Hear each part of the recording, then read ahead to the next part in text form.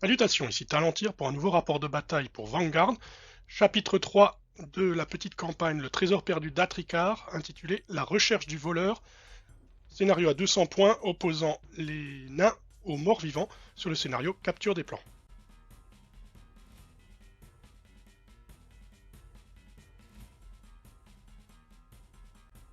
On commence avec un peu de contexte pour la campagne, je vous laisse mettre la vidéo en pause si vous voulez le lire en entier.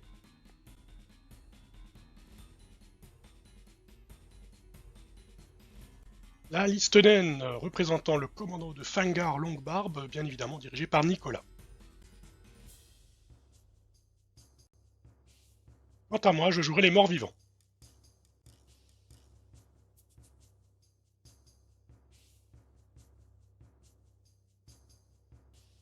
Un petit récit d'avant-bataille.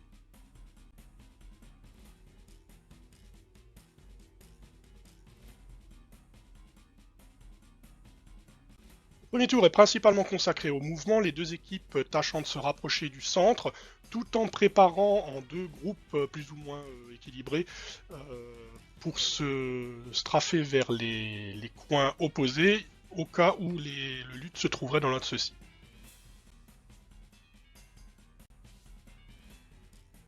À l'avant-garde de ma horde de morts vivants, on trouve deux spectres qui foncent bien évidemment vers la maison abandonnée pour fouiller le cadavre de l'orque Durio, le voleur du lutte du scénario 1 qui est décédé dans ce marais.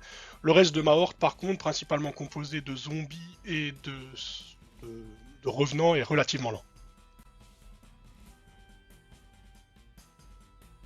Au sud, le groupe censé aller vers le coin sud-ouest progresse dans la boue et la gadoue. Il se compose d'une avant-garde de deux ghouls, qui sont ce qu'il y a de plus rapide dans ce groupe, suivi à la traîne derrière par un orc zombie, un zombie humain et un imposant troll zombie.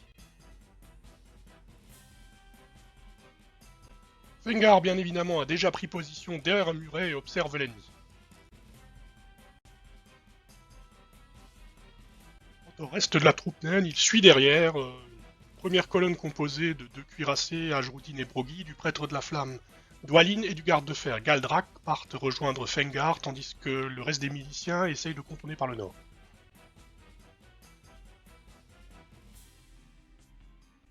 Tour 2, sans surprise, le premier spectre examine le cadavre de l'orque, et malheureusement, le lutte ne s'y trouve pas. Il remarque tout de même, tout comme les nains, que les traces partent vers le sud-ouest du marais. Du coup, tout le monde converge vers le sud-ouest à la recherche du lutte, mais les nains sont plus rapides puisqu'ils ont un peu moins d'obstacles sur le chemin.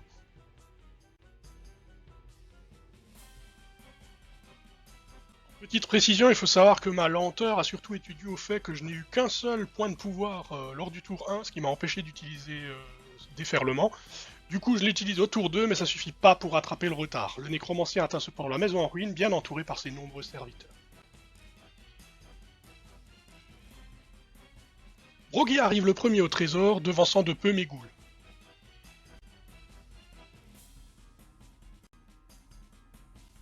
Les miliciens nains contournent la maison par le nord, tandis que j'approche un revenant et un orc en armure. Alors c'est censé être un orc en armure, mais en fait c'est un orc serpentifort, qu'on appelait plutôt la limace. Nicolas active son prêtre de la flamme Dwalin et il décide d'utiliser son pouvoir surcharge qu'il peut faire une fois par partie pour tirer à 9 pouces avec son lance-flamme. Le brasier fait un bon carton puisque il parvient à normalement, il aurait dû normalement tuer un zombie et un revenant, mais malheureusement la règle spéciale des morts vivants fait qu'ils ne font que tomber au sol en perdant leurs blessures. Et il faut les achever au sol, du coup un des miliciens nains fonce pour tenter d'achever le zombie, mais je réussis mes sauvegardes incroyablement.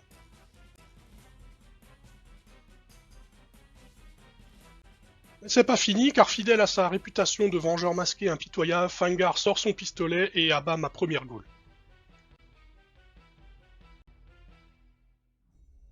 Ma seconde goule chargeait le cuirassé Brogui pour tenter de lui arracher le lutte, mais ce sale nain résiste. Je continue de faire avancer mon tas de morts vivants pour tenter de submerger les nains.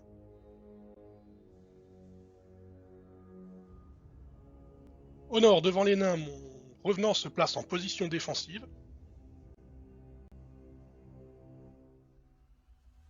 Je fais un petit jeu de chaise musicale entre mes deux spectres. Le premier était monté sur le toit. Il charge ensuite le prêtre de la pierre Baldrek, mais le manque, et en plus la riposte de ce dernier lui enlève un point de vie. Le deuxième spectre prend sa place à l'étage, en attendant, et Drong le milicien nain en bas vient à l'aide de Baldrek, le prêtre de la pierre, mais malgré un assaut furieux, il ne cause aucun dégât au spectre. Il faut dire que maintenant qu'il a perdu un point de vie, ce spectre, jusqu'à la fin de la partie, ne perdra plus aucun point de vie. Il réussira tous ses sauvegardes sans arrêt, et pourtant il en aura à faire.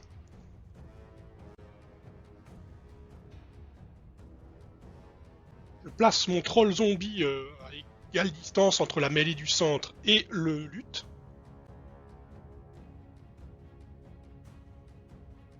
Quant à mon nécromancien, il crée un squelette.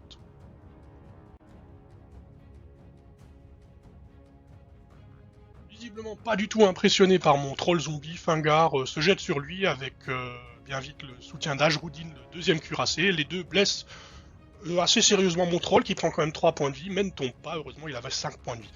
La riposte du troll blesse le cuirassé et le jette au sol sans parvenir à le tuer.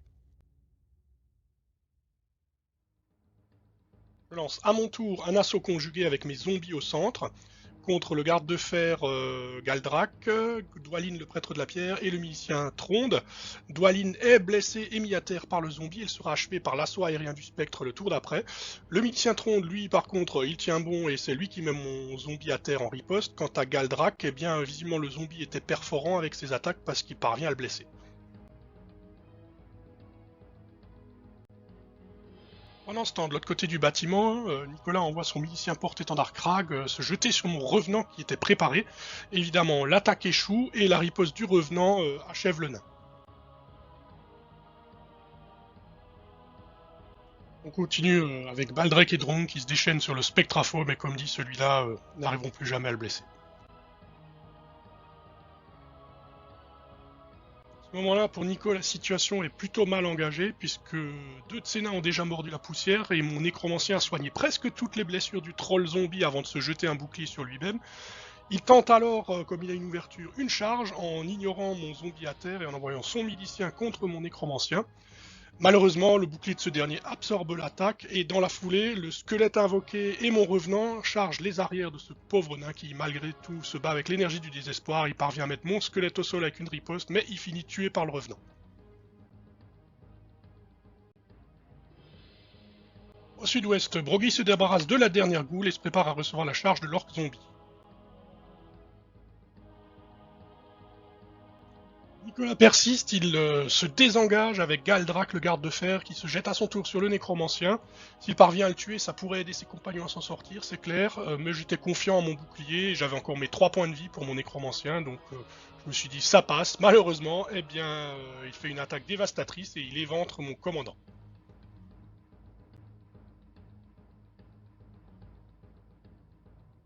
Le nécro sera vengé par la charge du revenant et de l'orque serpentiforme qui achèveront le courageux Galdrak, mais malheureusement les dégâts sont là. Privés des directives de leur chef et avec leurs règles spéciales, les morts-vivants se mettent à fuir ou à errer sans but. Ils doivent faire un test de commandement à chaque tour, beaucoup ne parvenant donc pas à faire les efforts nécessaires pour poursuivre leurs tâches. Et au sud-ouest, Broggy parvient à mettre au sol mon orque zombie. Mon troll zombie, quant à lui, est engagé, donc il n'a pas de test à faire, il continue le combat, mais se retrouve face à Fengar et Ajroudin, mais en plus maintenant avec Broggy, que Nicolas envoie carrément au combat alors même qu'il a le lutte. Le combat se continue entre Baldrek et le Spectre, qui continue à résister à toutes les attaques, et au passage il massacre Drong, le milicien. De plus en plus de mes troupes perdent pied et fuient.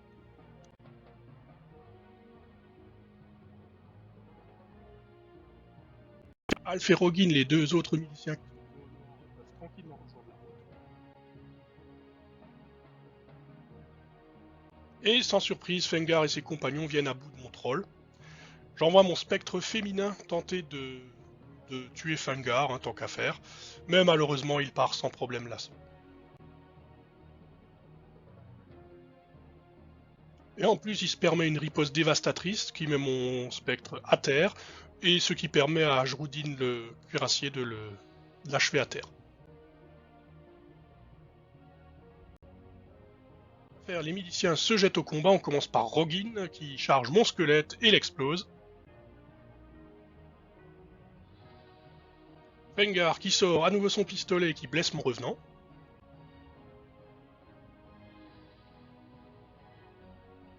Alf, l'autre milicien qui va abattre un de mes zombies. Mais ils ne se rendent pas compte que la limace et mon autre revenant ont retrouvé leurs esprits et tentent de les charger, notamment le revenant à l'arrière de Roggin, mais celui-ci résiste largement. Spectrafo continue à esquiver toutes les attaques et en plus il baisse Baldrek. Finalement, la partie se termine. De toute façon, avec un test de commandement avant chaque activation, ça devient compliqué. Et donc, le reste des morts vivants finit par s'enfuir.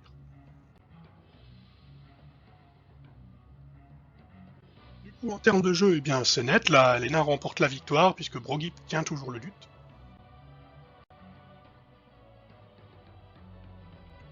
Je vous laisse avec le petit texte d'ambiance de fin de partie.